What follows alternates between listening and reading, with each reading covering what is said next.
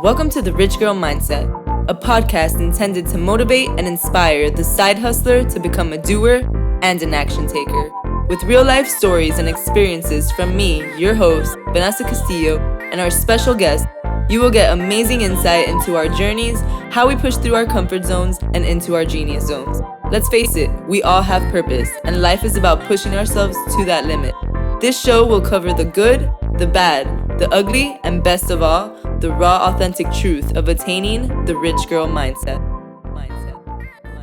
Hey everyone, welcome to the Rich Girl Mindset Talk Show. Today I have the amazing Stoyanov-Ojeda, author of the Jefa in Training and business development strategist. Today we're going to be talking about everything that there is to know about Ashley, so get super excited. I'm also wearing my Poderosa shirt, being on brand. We're Jefa's over here. So all right, let's get to know Ashley. Ashley, welcome. Hello. Hola. Hola. What's up, girl? Hello. Welcome. Thank you. How you doing? I'm doing great. Excited. You excited? Excited to be here. Okay, so because I know you very well, but our audience doesn't yet, can you tell us, let's go back and just give us a little bit of background, like who you are, where you were born, all of that. Yeah, for sure. Pre-Jefa Ashley. Okay, I can do that. So I grew up in New York City, in Astoria, Queens, and I lived in Queens basically my whole life up until I moved across the country to Portland, Oregon. I was in the music industry. I started out as a singer-songwriter and aspiring, honestly, journalist. I wanted to be in journalism for a long time until a very nice man from a Rolling Stone magazine told me that journalism was a dying industry, and I was like, all right, maybe I should reconsider. Was he right? I think it's not a dying industry. I think it's just taken different form. Okay. Like video. Yeah. And podcasting. Like media. Exactly. So yeah, shout out to that guy. And because of that interaction, I ended up going into music PR and interned at some of the biggest record labels. I did Atlantic Records, MTV, BMG Music Publishing, and kind of got my footing in the music industry, learned a lot about the business because my thought process was, as a singer-songwriter, I wanted to be famous and I should probably learn how to make myself famous. I really thought it was that easy. It's pretty smart. You learn PR, you make yourself famous, and you're good bada to bing, go. Bada boom. And so, yeah, exactly. That's kind of what 19-year-old me thought was the steps to success. And she wasn't incredibly wrong. So from that time, I was really focused on writing music and performing, but when I moved to Portland, Oregon, a door opened for me to start curating shows. I always liked connecting people and really being a community builder of sorts to create opportunities for other people like me. And so at that point in time, what was really important to me was to create a community of like-minded women songwriters who could share resources in this very still male-dominated industry. And that took off, because I did learn PR. So I wasn't wrong.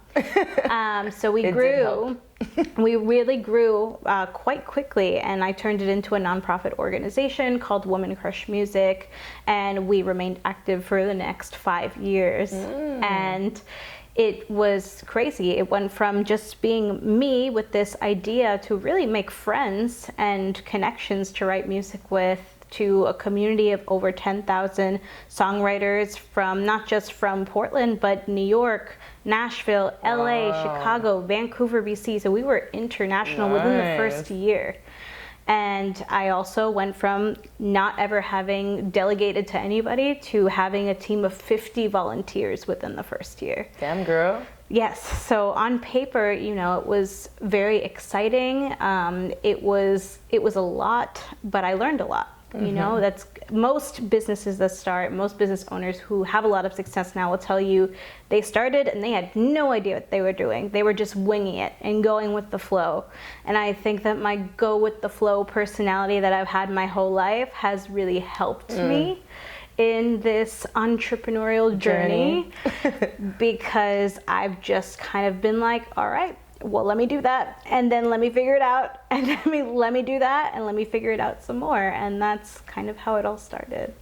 Damn. So, okay, that was amazing. Now, I want to know a little bit more about even before that, right? So, like, who was Ashley? Like, first of all, where are your parents from? What's your ethnicity? Like, how does that, that culture or whatever impact? Like, before you even did all that amazingness, because that happened at what, 19 is when you started that? Yeah, 19 was the start of the music journey. Rich girl mindset or what? So before that, what were you doing? What was your story before you even decided to take that leap? Because obviously you were an artist and you were doing all of that, but like, what was the story there? Yes, of course. Well, ethnicity-wise. So I am multicultural. I grew up in a multicultural household, which later on, I'm sure I will explain how that's impacted my career and my life in general. But my mom is Mexican, de Morelia, Michoacán. Shout out to all my Mexicans that might be watching. And she married my French-American father, and we lived in my grandmother's house in Queens. And so I grew up with my French grandma living on the lower level. We rented out the first level to tenants, and then my parents and my brother and I lived on the top floor of the house. Before Astoria was cool. Now it's cool. It wasn't before. No one wanted to hang out with me in high school. Now we're good. Now we're the cool kids. Now we're good. And so growing up in that kind of environment was really interesting because, I would go to school and speak English all day, go home, get yelled at by my mom in Spanish, and then run down to my grandma's house and she would comfort me in French. And it was just a very interesting dynamic that really shaped me as a person. Because as I got older, I realized how different I was because I came from various different backgrounds, and honestly, not just fully of white European descent. I got the Latina experience as well because my mom took us to Mexico every summer for 3 or even 4 months at a time, and I honestly feel like Mexico is my second home. Totally. I'm very close with my cousins, my primos in Mexico.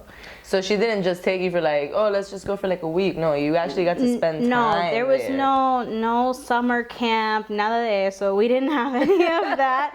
My mom was like, all right, you're done with school. Okay, tomorrow we leave for Mexico and we don't come back until maybe your first day of school. Before school. Yeah, exactly. Okay, so it was really like a summer vacation, but like you got to indulge in your culture and meet your primos that still live there?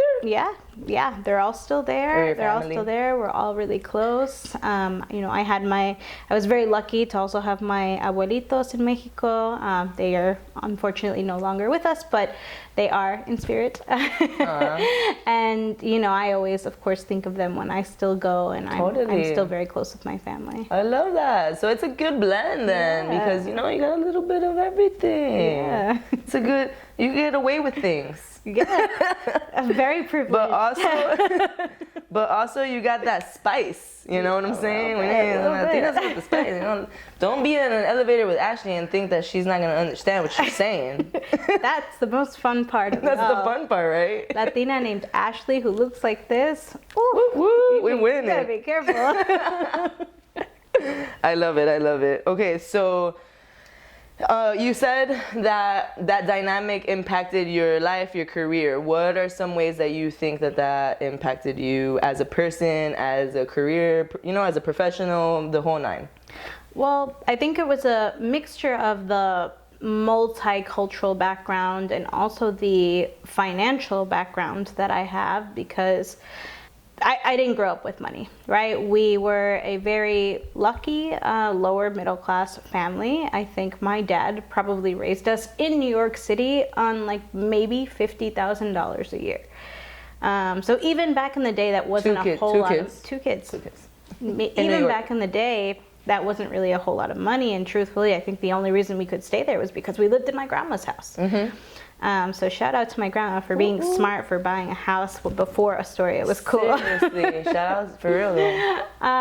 And so there was one moment in my life where I realized that I was different than the friends that I had. So when I got to high school, I went to LaGuardia Arts High School, aka the Fame School that they made the movie about. Oh, cool. And all of my friends, they were Upper East Side kids, or most of my friends were Upper East Side kids, which meant that their parents had money. Okay. Their parents wore surgeons and lawyers, and you know, they were able to live in the city. And when it came time to apply for colleges, I, of course, wanted to stick with my friends from high school, and I started applying to all the colleges that they were applying to. I got into most of them. And when it came time to make a decision, my parents had to have a serious conversation with me and say, we cannot afford these same places that your friends can.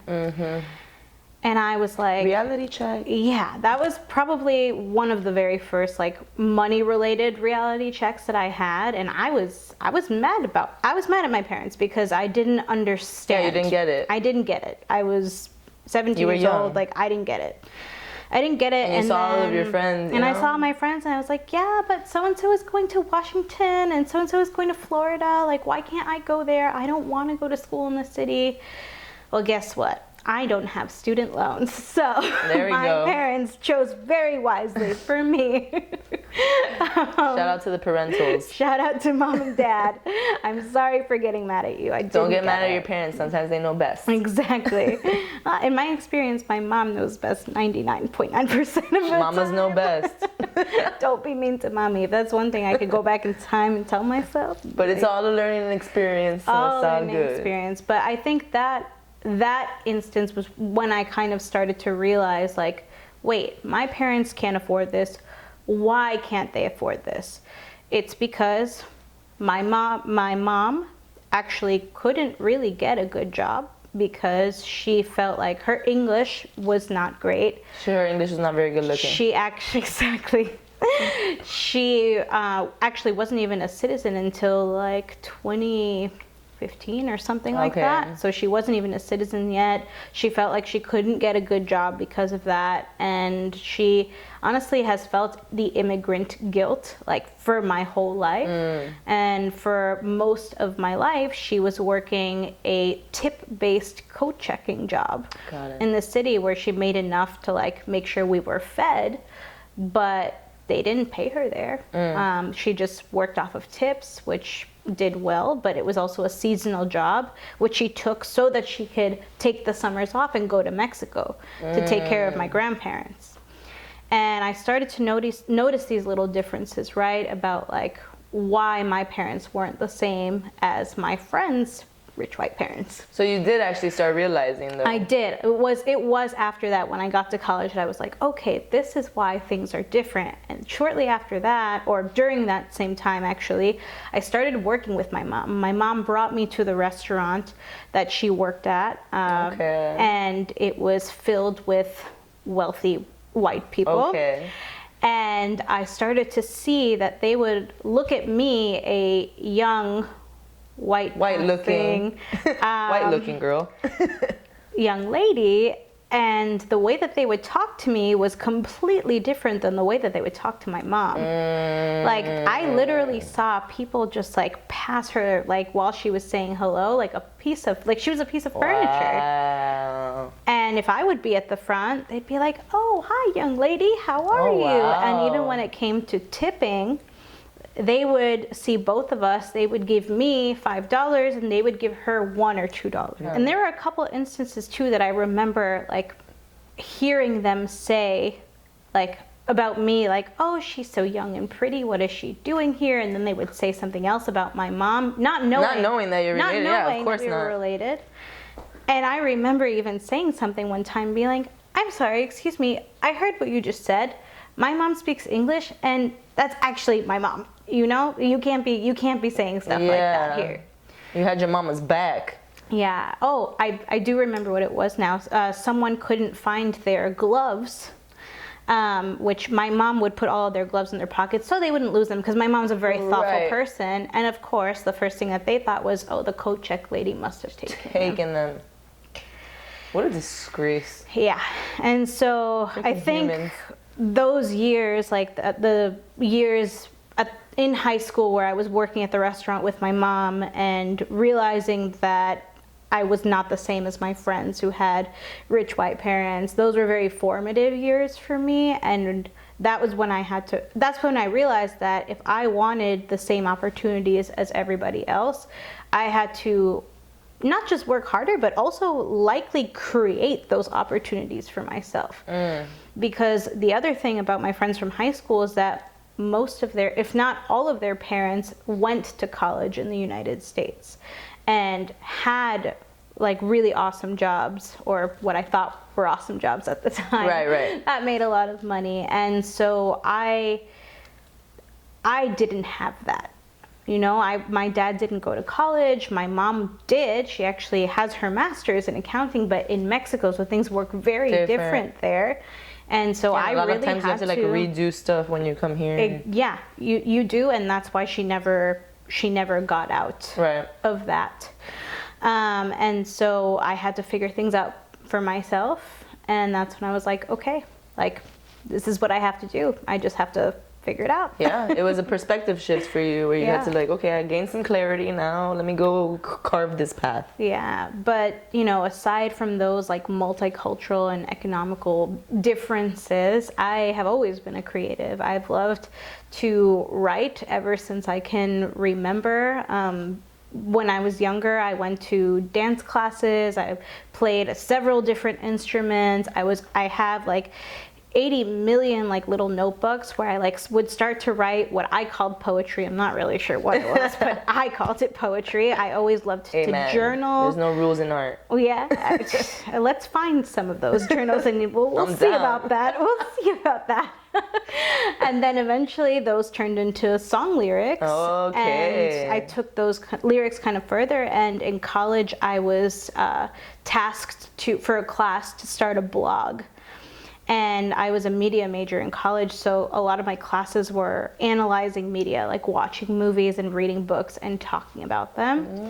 And I started a blog in college about the representation of women in the media, specifically about body positivity.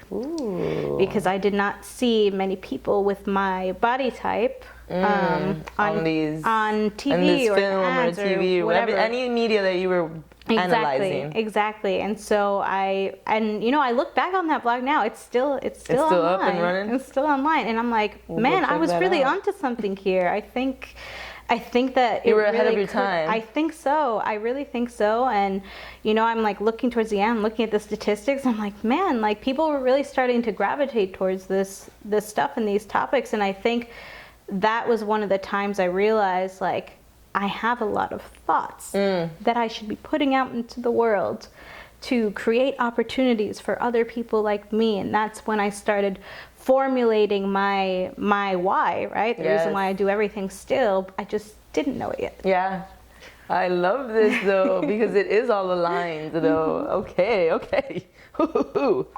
Okay, so what was like the moment that you decided to like take this leap of faith? I presume you had some 9 to 5. You said you were working at this restaurant with your mom, et cetera, et cetera. So at what point did you say, I don't want to work for anybody anymore. I want to take a bet on myself and see where this goes? So it's kind of been an on and off process.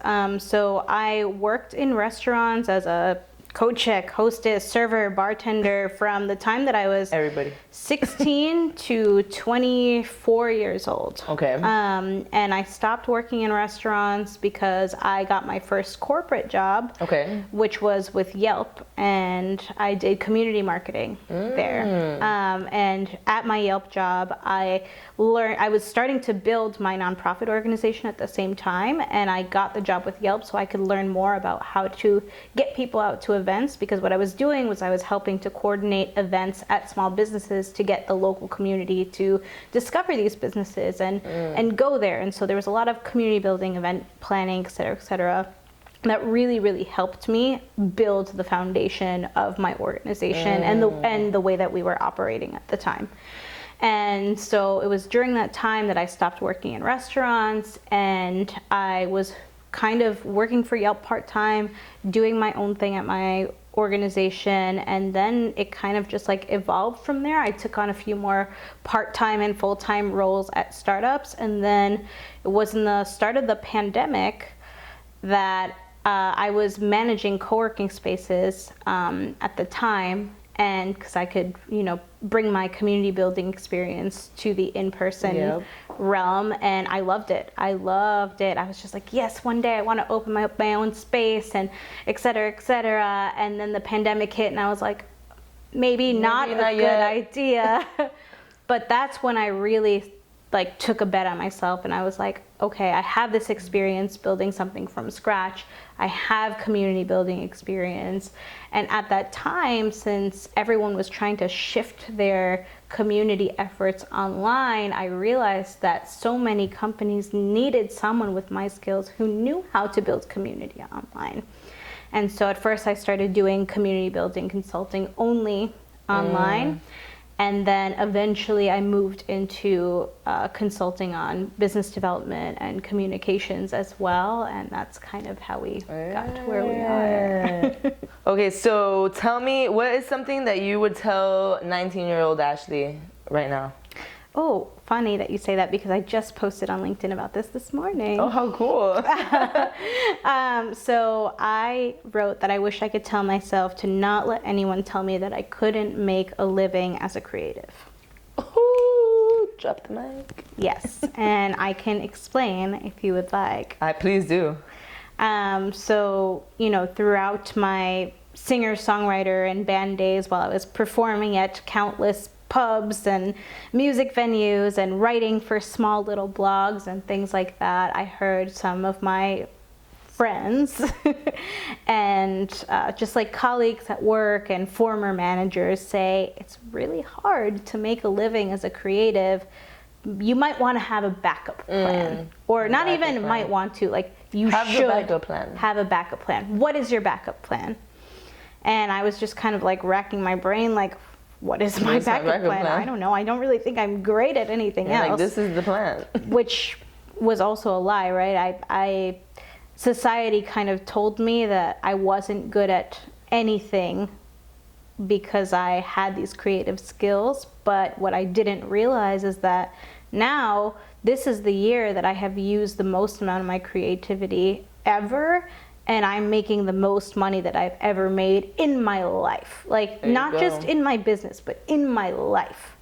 And so I think that people... And you're happy. Yeah. And more than anything, like, I'm happy and like, I'm making money doing what I love. And not only that, but I see how it can grow. And it seems realistic, not just like a distant fantasy that I've created in my head. And so I just wish I could tell my 19-year-old self, like, you're gonna be fine. You just need to keep doing what you're doing and not limit yourself. I think that I had a problem that I would always limit myself because I would say, oh, I'm not very good at that. Oh, I'm not very good at that. Oh, I'm not very good at that. But no one ever told me. Right. These were just things that I would make up in my head. Yep. It's funny that you say that, because I'm thinking back on when you're 19 and these people are telling you to have a backup plan, right? But you're obviously so passionate and like, no, this is what I want to do. And so I think on like people who are probably in that same situation and they're thinking, okay, maybe I should have a backup plan because I'm really scared to like create this. I don't know if it's going to work, whatever. And think about it, right? Like, you started off as that and now you're this. But it's all, like I said, it was all aligned and it's all paved the way for you being here now. So it's like, if you would have had that backup plan, that wouldn't have been the rich girl mindset, because you would have been putting yourself in an energy where it's like a scarcity energy, where you're like, okay, well, maybe I'm not going to make it. And then, and then it might not work because that's the energy you're putting out. And then you're going to have to fall on that backup plan. And that's not where you're really happy. So I love that you stood it out. I love that you fucking made it work. And we're here today celebrating you and all your success. Yeah. F you, society. Mic drop. So, Miss Ashley, can you tell us where you see your career taking off in the next 5 to 10 years? I think it could go a lot of different ways. There is potentially more books in my future. For sure.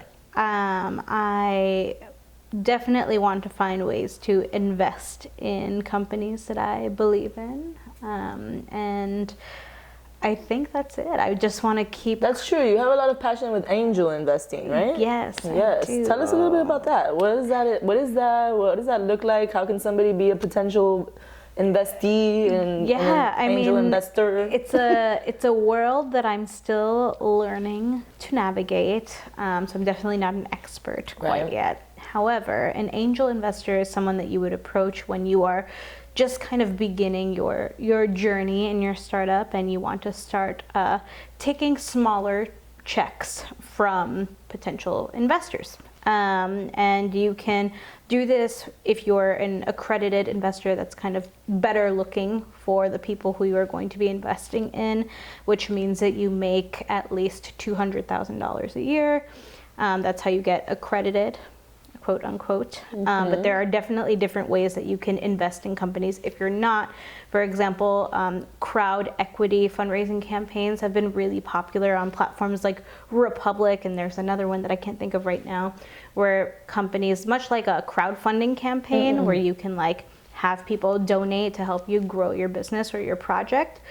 Crowd equity campaigns are a little bit different because everyone that donates to your campaign is considered an investor. Okay. So I've done a few like small contributions that way so far, which is exciting to say that I'm like cool. a tiny baby investor. And so what does it mean when you're an investor? Like, do you have like a stake in the company? Exactly. Okay. Exactly. So it means that I have like a 0.1 or 0.2 or whatever the founder and I discuss. That is a typical arrangement for an angel investor, depending on how much I give. Right. Right. And I assume how big they want to scale and grow. Exactly. And so I will say, if you are watching this and you have a business and you're like, oh, maybe I should start getting investors, my professional opinion is to hold out for as long as you can. I think it is wonderful to have investors, but also remember that they take a part of your company. Right. And so, the more you grow and the more you raise money, there's different levels of fundraising. There's pre-seed, seed, series A, B, C, et cetera, et cetera. There's levels to this shit. Et cetera. And so the more you grow with your fundraising, the less you actually still own of your company. And there are very successful companies that are bootstrapped all the way, and you never have to take a single dime from anyone else and give a part of your company away. And I think if you can hold off to grow to the point that you want to grow, do that. Right. Do that. I'm sure okay, that makes sense. That's good advice. Just so you don't get like excited. Yeah. Start with the iFund stuff first. Yeah. Get some people to, donate because they believe in your vision. Get your finances in check, learn what makes you money, but that too. I think that's the thing, right? It's like we cannot grow our business if we don't know where we're at. Oh, you can't grow if you don't know. Exactly.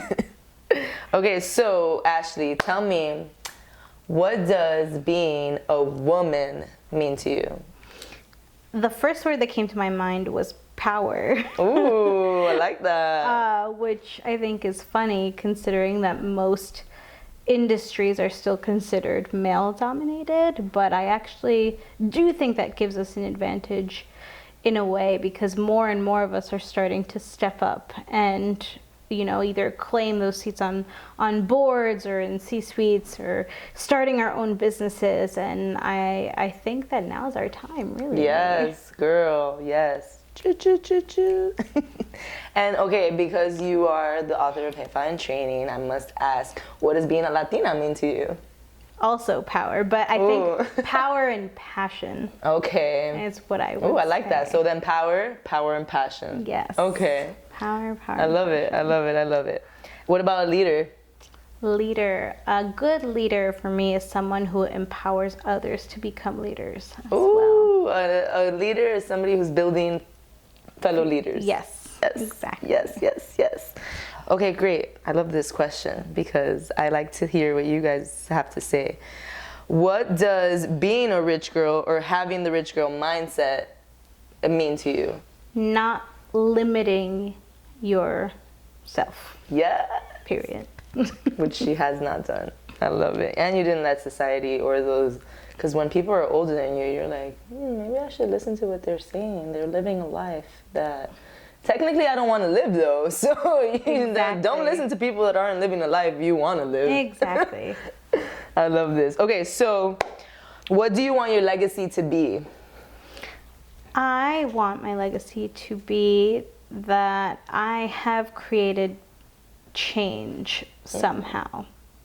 And I think that I've already done that. 100%. Actually, so I feel very happy. You're happy where you are right now, which is a good place to be. I feel very happy, especially since We're talking about the future, 5-10 years from now, but we don't know how long we have. So the fact that you're happy where you are today is beautiful. I think that, the fact that I'm already fulfilling what I want my legacy to be, and then I'm on my way to just doing that even further, definitely makes me feel really good. So you're also a millennial, right? We're all millennials here?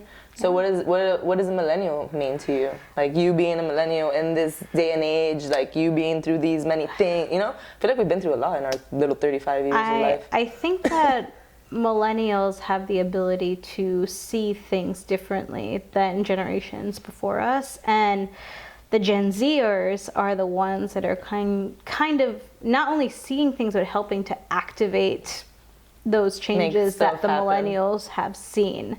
Not saying that millennials aren't doing that, but I think that Gen Zs are just coming out of they're just like coming out just like, hey, I just graduated, give me $5,000. Not even like, hey, I just turned 12, I'm on TikTok, and now I am an activist. It's true though. I'm selling NFTs, like Exactly. It's so true. We're in a different world today, so they have that advantage that they've been able to grow with that technology and take advantage of it. So shout out to our Gen Zers, because you're right.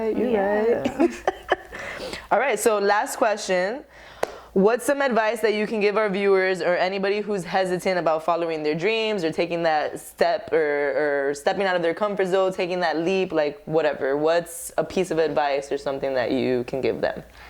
I would say if you feel like there's a need for something, you're probably not the only one. So if you want to create change in your industry or in your life, the most successful businesses have come from just finding a solution to a problem, even if it's a tiny problem. I'm not saying that everyone has to go out and try to change the universe, but I do think that if you want to find a solution to a problem, you're probably not the only one that has that problem, right? 100%. So you should just go for it. Yes. Whoa! And like every little step counts, Oh yeah. Enjoy the journey too. Yeah. I think that is the one thing that I always write in my books to people when I'm signing books now is enjoy the journey. And I say that because I don't think I still do a good job at doing that. I think that once we get into this flow of creating and launching things, that we don't take enough time to actually process everything that we're doing. And we really do have to enjoy these moments, because you're only going to launch your first business one time or launch your first book one time.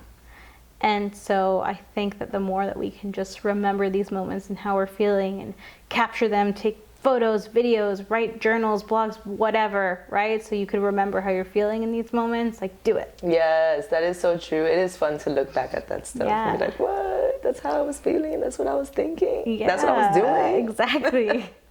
I love it. Okay, Ashley, well, thank you very much for being here. Is there anything else that you would like to tell our viewers before we cut it out? Follow me on Instagram. Oh yeah, please tell us, where can we follow you? Where's the journey? How can we keep up with your journey? Yes, well, you can follow me on all platforms at Ashley K. Stoyanov-Ojeda. All right, thank you so much. Thank you. Cheers. Cheers. Woo-hoo.